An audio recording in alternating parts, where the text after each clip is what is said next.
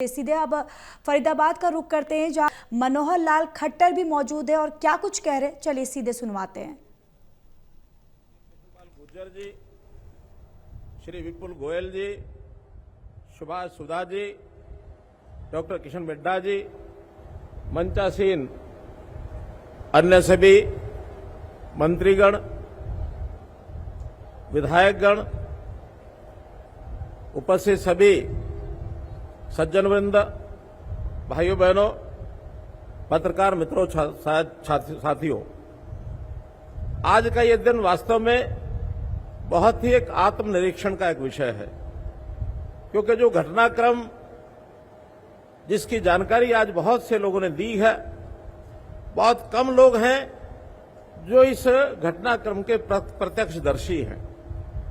लेकिन एक पीढ़ी ऐसी भी है जिन्होंने अपने पूर्वजों से ये सारी जो घटनाएं हैं भारत विभाजन की, वो सब सुनी है। और उसके बाद अगली तीसरी पीढ़ी ऐसी है जिसको आज भी बहुत चीजों का पता नहीं है, तो उनको सबको ये जानकारी मिले, इस प्रकार के कार्यक्रम का आयोजन वास्तव में इसका एक महत्व है। आज इस अवसर पर सबसे पहले तो मैं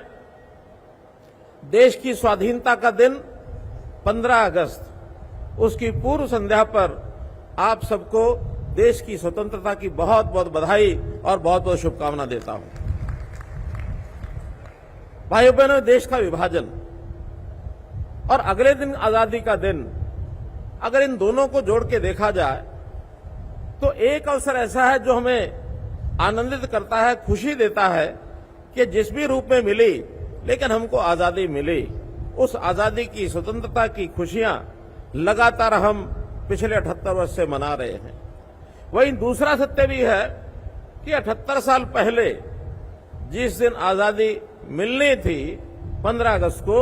उससे एक रात पहले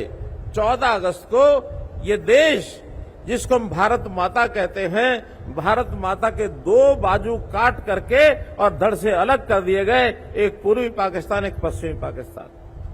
और ये जो त्रासदी का समय था, उस समय देश का विभाजन हुआ, एक पीड़ा, देश को आजादी मिली, अधूरी आजादी मिली, उसका कहीं ना कहीं थोड़ा सा संतोष,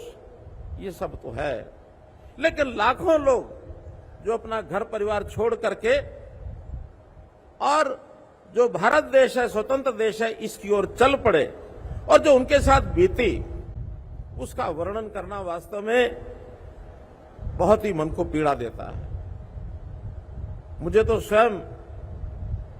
उस समय जो घटनाएं हुई, हमारी दादी जी, हमारी नानी जी वो सुनाती थी कि कैसे कैसे नियत थे हम 3 कपड़ों में ही